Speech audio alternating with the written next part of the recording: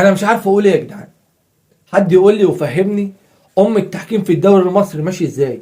هل في قانون ماشيين عليه، ولا القانون اللي انتوا ماشيين عليه ده قانون ساكسونيا اللي نفسه في حاجه بيعملها، والقانون ده بيتطبق على ناس وناس لا؟ عشان انا ما بقتش فاهم اي حاجه. كرة سيراميك كليوباترا اللي ما اتحسبتش لصالح النادي الاهلي، اختها النهارده في مباراه طلائع الجيش وكهرباء الاسماعيليه واتحسبت. نفس حكم الفار هو محمود عاشور، والراجل عمل شغله وبعت لحكم الساحه، بس حكم الساحه هنا مختلف. في مباراه النادي الاهلي ابن كفر الشيخ وفى، انما النهارده حكم الساحه كان الراجل اللي عنده ضمير الصعيدي حماده القلاوي، وحسبها مع انها اقرب من كره النادي الاهلي. فحد يطلع يقول لي انتوا ماشيين على انهي قانون؟ قانون ساكسونيا اللي انتوا ماشيين عليه ده، القانون اللي بيتطبق في مباراه ومباراه لا، اللي تطلعوا تعملوا فيديو مخصوص وتجيبوا لقطه من المباراه للسيدات وتقولوا دي شبه دي. طب ما هي دي شبه دي. كره كهرباء الاسماعيليه شبه كره النادي الاهلي، ومع ذلك دي اتحسبت ودي ما اتحسبتش. ليه بقى؟ ليه؟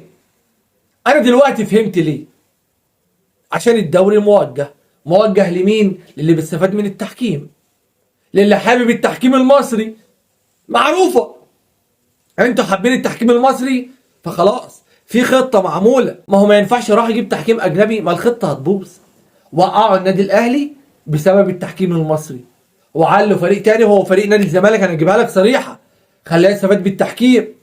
هدف اوفسايد واتحسب له، ضربه جزاء لصالح بيراميدز وما اتحسبتش. يبقى مين اللي بيستفاد بالتحكيم؟ يبقى القانون ده بيتطبق ازاي؟ ولا انتوا ماشيين بأنهي قانون؟ ولا مفيش قانون وماشيين على هواكم؟ ما احنا عندنا لجنه تحكيم واقفه في ظهر الحكام بتاعتهم حتى لو غلطوا، بتطلع تكرم الحكام بتاعتهم حتى لو غلطوا، بتشكرهم. لجنه تحكيم لا تفقه شيء، رئيسها لا يفقه شيء، رئيسها ما عندوش خبرات. فهي ماشيه ازاي؟